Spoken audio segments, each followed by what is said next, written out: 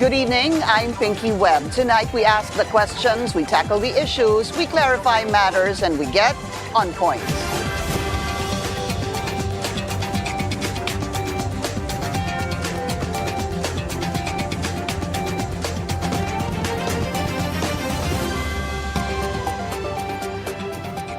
Various cities conducting their own investigation into alleged anomalous flood control initiatives. In Manila, Mayor Isko Moreno revealed over 200 projects worth billions of pesos were implemented without permits. The capital's 6th district representative backs Moreno's call for a probe and even prodded the mayor to start in his own district. Let's get on point with Manila 6th District Representative Benny Abante Jr. Congressman, good to have you again. Welcome to the show. Thank you so much for your time. Good evening. Good evening. Okay, let's start with Manila because is it true that there are 200 flood control projects worth about 14 billion pesos that Mayor Isko is saying was done without permits? That is what Mayor Isko said, no? More than 214 billion. And it was also told that he told the press that I had about, 2 billion in my own district, no?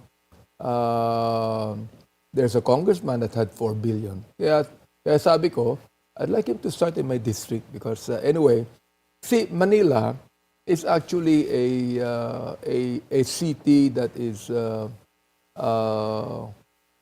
yung tawag doon, below the sea level. Sea level, no? And so my district alone is a catch basin, or catch basin. In fact, the two main tributaries like Pasig River and San Juan River go to my own district. Did you say San Juan, sir? San Juan River. Okay, and Pasig. San Juan River is the dirtiest river in the Philippines, and we cannot do anything about it unless otherwise doon sa taas, like Quezon City and Mandaluyong, would do something about it. Yeah. So kahit na anong gawin namin dyan, wala rin mangyayari. So we're waiting. This is not just a Manila problem. This is actually a Metro Manila problem. Yeah, in fact, you were quoted as saying that dapat or it is better that you look into San Juan, Mandaluyong, Manila, Quezon City para holistic ang approach nito. All right. But in your district, because you were congressman 2022 to 2025 of the 6th district, did you already check how much went to flood control projects? In my district, I think from the 19th Congress to about this Congress here, 2025. up to 2025 would be around about 2 billion. 2 Okay. billion, no? But that 2 billion did not go all through to the flood control projects. I have multipurpose halls that were built actually. I had pumping stations built on some rivers, and then drainage. What we did was the DPWO changed the drainage from yung pambilog na na cement to a culvert para mas malaki, no? That's the reason why we were able to address the flooding in my district, unlike before in 2004 where So the it was flooding worse. It was worse before. Oh, Mas it was worse. Yeah, like the Ondoy. I mean, we cannot anymore pass through it with our cars. So there is a military truck that I actually rode on, no? And went through the flooded street in Santa Ana. But would that be a fair comparison, Congressman? Kasi hindi pa naman natin naaabutan si Ondoy level eh. So you really don't know kung ganun kadami yung bumuhos na ulan, kung ano magiging effect doon sa 6th District. I think Ondoy is only about 4 or 5 years ago? Oo. The kind of rain that are actually falling now, that we're having now, is almost like Ondoy before. Okay. See? But at this point in time, in Santa Ana alone, we do not have that kind of a flooding now.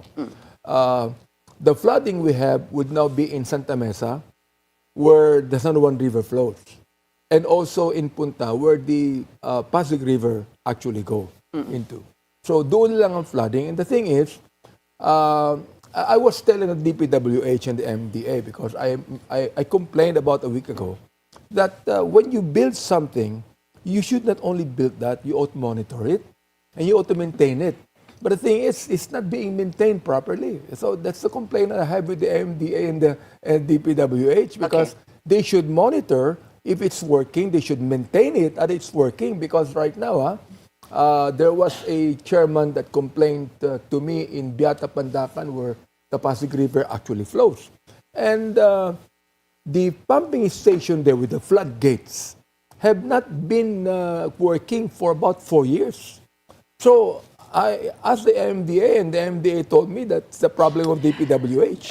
I want to get to that more, sir. But when you mentioned the amount rather of 2 billion, this is probably 2022 to 2025 now as we speak. Ano po? Sabi mo, hindi po lahat yan flood control dahil meron kayong multipurpose. Meron kayong number just on flood control, which would include the pumping stations, etc., the culverts, lahat po yun.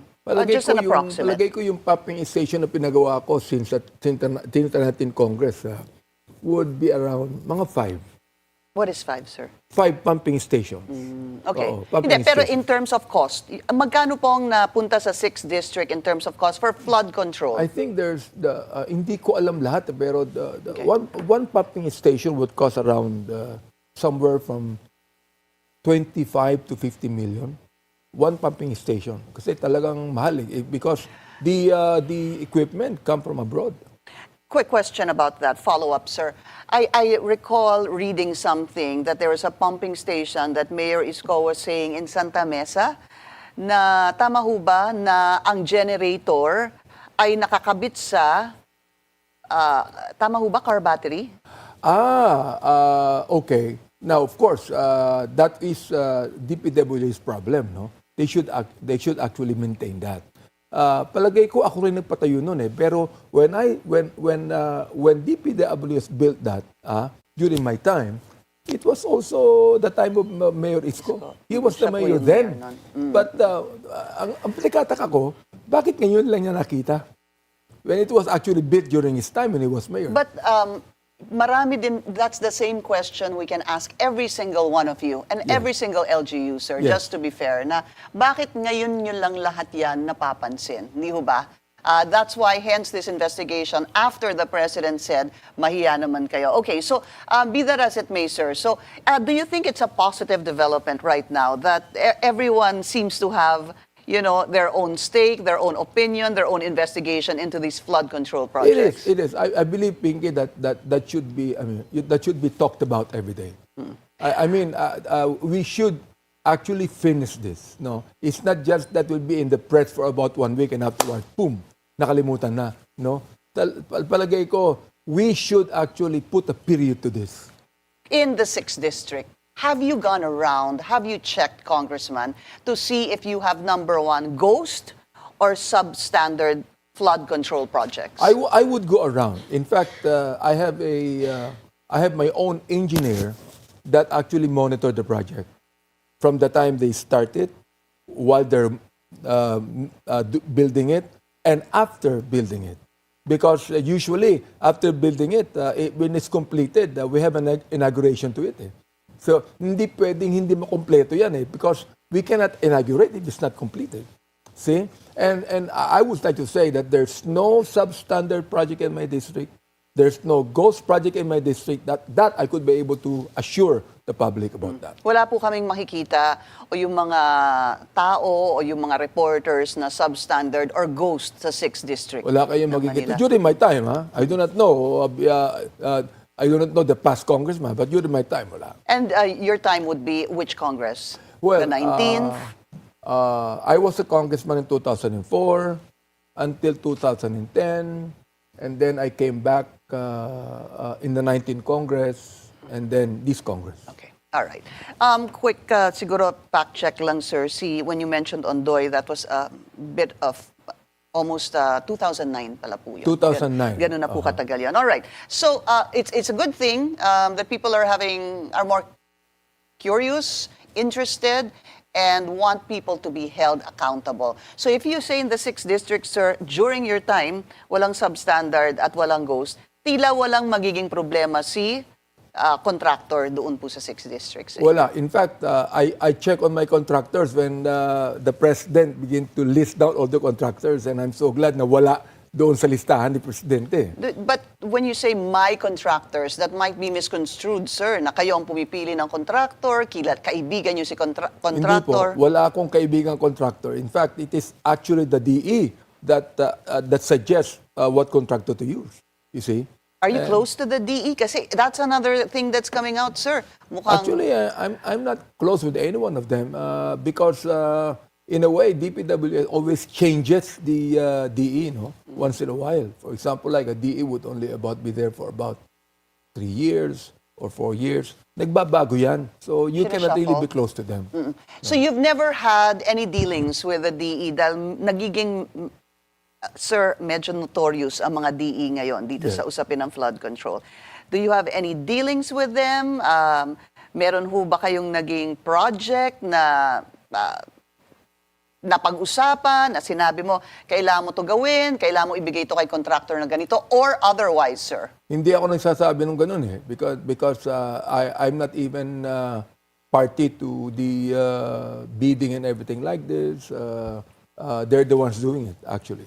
No. Ang ginagawa lang namin, there is what we call as the Congressional initiative, It's not the insertion, but the initiative. It means that, okay, there's a barangay chairman who would tell us, we have a problem with this. So, okay, pakilista yung problemang yan, and I would discuss with the DPWH about the problem, and if the DPWH would put a budget to it, then okay, we're gonna put a budget to it. Pero yun din po, hindi naman po ikinakaila ng ibang mga congressman na kailangan kayong lumapit sa, for example, sa DPWH para pondohan certain projects in your areas of responsibility. Actually, ang nilalapitan namin yung secretary, di ba, during the budget hearing. The DBM? Yes, the DBM.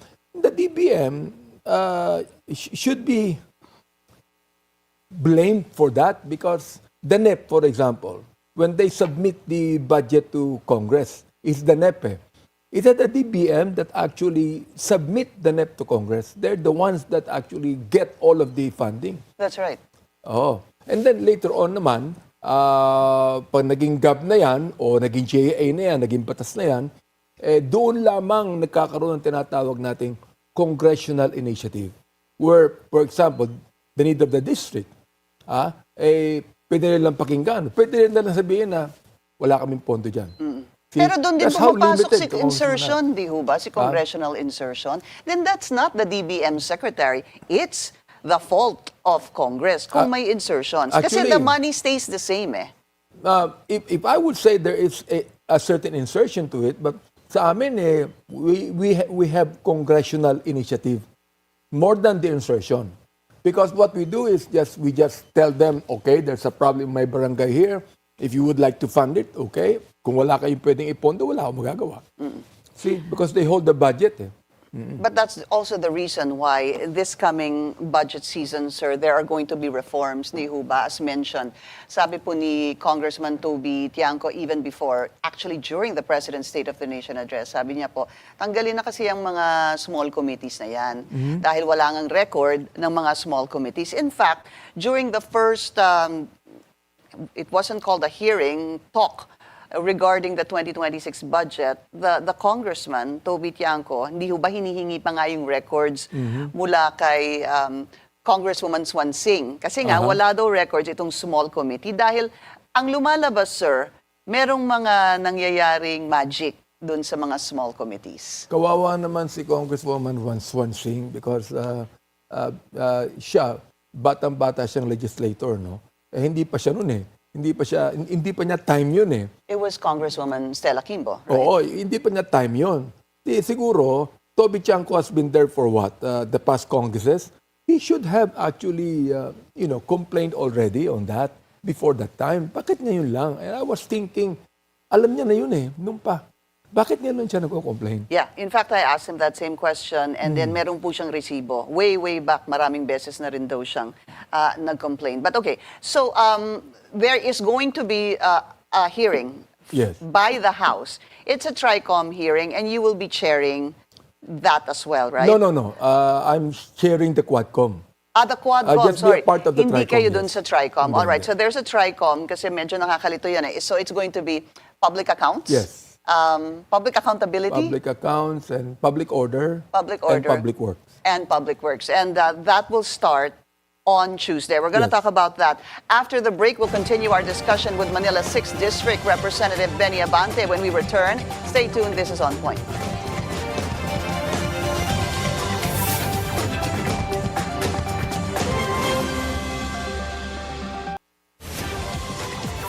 Welcome back. Still with us, Manila 6th District Representative Benny Abante. So let's talk about the TRICOM briefly, sir. Yes. Ang kasama pala doon ay si Congressman Joel Chua. Medyo nalito ako kasi kayo doon sa Quadcom. Quickly. Congressman Terry Don is the chairman. Right, right.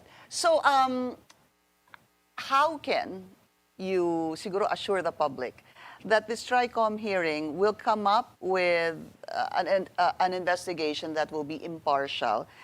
With this in mind, sir, this cloud of doubt that there are congressmen who are contractors or contractors who became congressmen. Well, if we were only base it on our hearing, no, I could not assure the public because there are always doubts that may bias dun eh.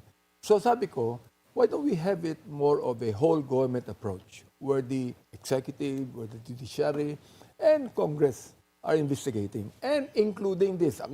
I believe that there should be an independent commission to investigate so that all biases will be taken away. You know, if all of us are the ones investigating it, siguro may maniniwala yung mga tao na okay to, very serious talaga to, talagang totoo itong ginagawa namin. Does it mean to say that you're not too hot on this TRICOM hearing? You're not really in favor of it? I'm not actually too hot, but I'm concerned, and I would like to be join it, and I would like to be in it, and perhaps ask questions. See? Pero ibig ko sabihin, hindi po kayo, kasi like even the majority leader was not really in favor of this TRICOM. Oh, well, Hindi ho ba? I think he made a statement on that. He did. Diba? Oh, sa akin din, ako, noon pa, I was actually saying na, why don't we put up an independent commission on this? Because there are certain congressmen who are involved actually. And yun ang sinabi ni Magalong eh. That's why I'm telling Magalong, Mayor Magalong, I support you on your expose. But do not make a blanket accusation to all of us. No? You are welcome to attend the hearing, and you could be able to point it out. Who are the congressmen? How much have been spent?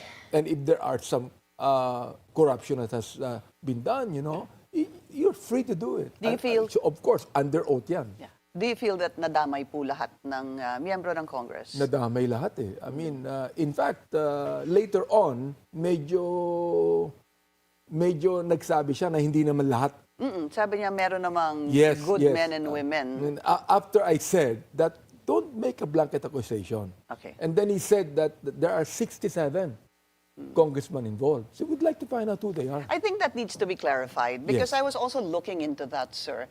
I believe it was Senator Ping Lacson that said yung may 67. But he also Pero mentioned it. echoed also, Yes, also by mentioned the mayor. Let's listen. I had him last night here on the show and I was asking him, is he ready? Sakaling patawag po siya ng TRICOM. Let's listen to what he said. Lagi nga nila akong inahamon dyan sa House of Representatives pero wala naman silang pinapadalang notice. And besides, kung nakatanggap naman ako ng notice, with all due respect to the House of Representatives, of course, I will attend. Handa na kami doon. Kaya naghihintay na lang nga ako ng tawag nila. Yeah, meron pa kung kasunod yan eh. I don't know if it's there. Alright, kasi tinanong ko po yung part dyan na will you name names? Sabi niya, yes. Sabi ko, ilan po sila? Ang sabi niya, di ko muna sasabihin, anticlimactic. Sinabi niya na eh. But the thing is this, I'm actually waiting for that. Ako'y nagpapasalamat kay Mayor Magalong that despite all of the problems he has in Baguio City, that he still has time to be able to expose this and tell to the public that there are some congressmen, even senators involved. So maganda yun. If he'll take an oath, he's going to name names and he will tell all that to us. That's a welcome development. Who do you think among the congressmen should be, I mean, how do you even think this hearing should begin on Tuesday?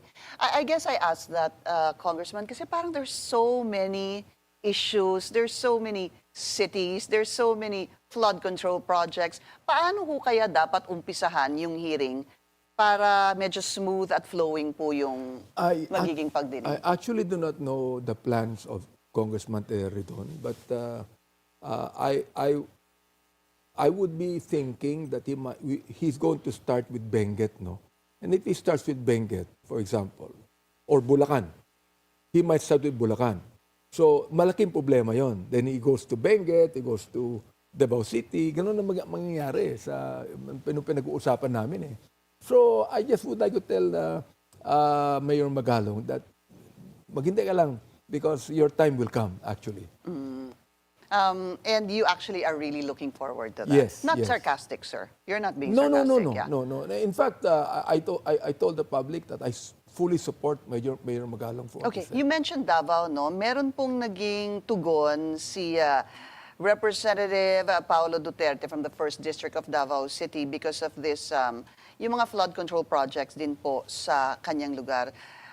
Speaking to you, referring to you, he said that if he really wants to know the exact figures, I am directing the DPWH district and regional offices to provide him the official data and amounts. And then he says, wala namang nababagsakan ng mga flood control projects dito. Wala din mga ghost projects dito. Kung may bahaman dito, humuhupa din agad. Hindi kagaya ng mga swimming pool nyo dyan sa lugar ninyo. Well, that's very good, no? But I was told that there are about, 250 areas in Davao City that actually were flooded. Now, I do not know kung humuhupa agad yun, no? But it's flooded. Now, kung walang flood control projects dyan, ibig sabihin, he is responsible for that because, look, Pinky, he received 51 billion pesos for the 3 years that he was a congressman during his father's time. Ako naman, hindi ko naman siya inaakusahan ng bagay. I've never accused him of any ghost project. I've never accused him of any substandard project. I was just telling the public na yung kanyang kapatid na acting mayor was actually blaming the administration na ito is a PR stunt lang to. So sabi ko, why don't you talk to your brother who received that much amount of money to find out what happened to the flood control projects that he had? 51 billion yan, Pinky. And this is the years of, would this be 20... 3 years. During the time that his father was The first president. 3 years or the... I think the second 3 years. So it has to be maybe 19, ano po? The second 3 years. Yeah. All right. So, be that as it may, sir, so Tuesday is going to be the hearing. On Monday, meron din pong hearing ang Senado naman. That's going to be there the second day of hearing.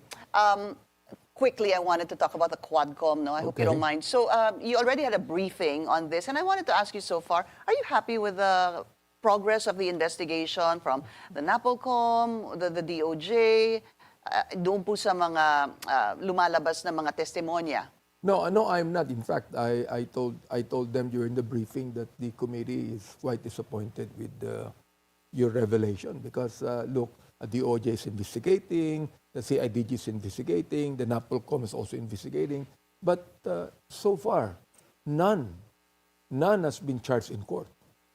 Di ba? And one more thing, even if the forensics of the Philippine National Police uncovered 401 human bones, so to speak, ang sabi nila, but they have not actually given us any DNA match of the missing Sabongero. So sabi ko, kung walang mga ganung bagay, di walang kaso. Walang kaso.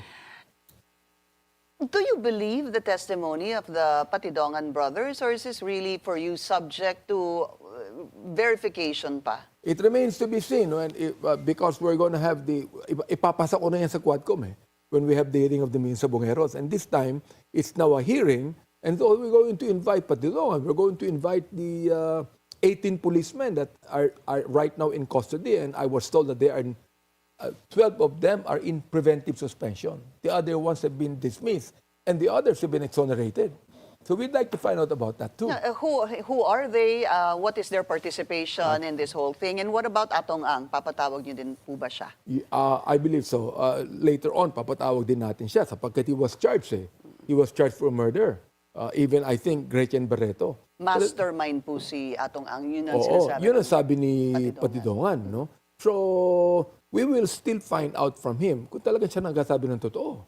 He'll be under oath anyway. Yeah. So, hindi pa kayo, how do you say this? Hindi pa kayo sigurado sa mga inilabas na pahayag at testimony ng Patidongan brothers? Hindi pa. In fact, I think the investigation was actually, I don't know if it stopped or actually nothing happened to it yet. So we are going to continue it kasi nung nakalagay yan sa media for about a week, nakalimutan na eh. No, nakalimutan na eh. Kung hindi namin pinag-usapan yan ng isang araw briefing, saka na ilagay na naman sa media yan, no? So we'd like to continue it. This is exactly a human rights violation. Just imagine, no? I was even questioning them. Why do you only have 34 listed? When you have been telling us that there are a hundred of them na tinapon doon sa Taal Lake.